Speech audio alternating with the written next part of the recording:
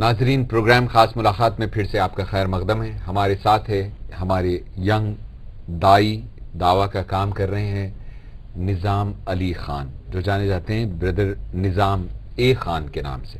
اخلاص کے تعلق سے کچھ بتائیں۔ دعوتی کام میں کئی مرتبہ ایسا ہوتا ہے کہ ہم اسٹیج پر جب جاتے ہیں، اسٹیج پر بولنے کے لیے، دعوتی کام کے لیے لیکچرز وغیرہ دینے جاتے ہیں، تو کئی سارے جگہ پر ایسا ہوتا ہے کہ آپ کچھ لیکچر دینے کے ٹائم پہ کچھ ایسے پوائنٹس یا کچھ ایسے چیزیں مس کر دیتے ہیں، تو وہاں پر آپ کو سنسیئر ہونا بہت ضروری ہے۔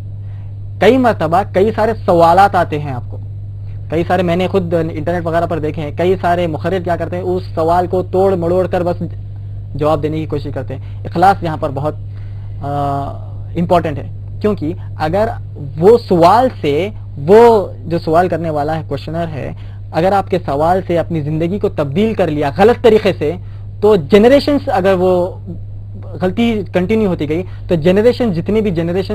جتنی گناہ کریں گے، وہ جو آنسر کی بنیاد پہ جو اس نے اپنی جنریشنز کو ختم کیا ہے، اس نے گناہ میں ڈالا ہے، پورا کا پورا گناہ آپ کو جائے گا۔ تو یہاں پر دعوتی کام میں اخلاص سب سے زیادہ امپورٹنٹ چیز ہے۔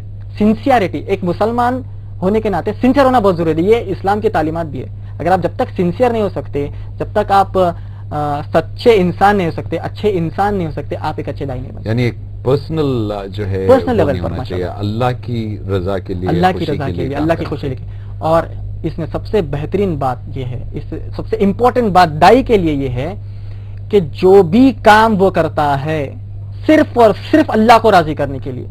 اگر وہ کہے کہ میں دعوتی کام کر رہا ہوں تاکہ میرے دوست احباب یا پھر محلے والے یا پھر میرے ملک والے یا پھر دنیا والے واہ واہ کرے، تو آپ کا سارا کام آپ کے ساتھ جہنم میں پھینکا جائے گا۔ یہ اخلاص ایک دائی میں بالکل ہونا لازم ہے۔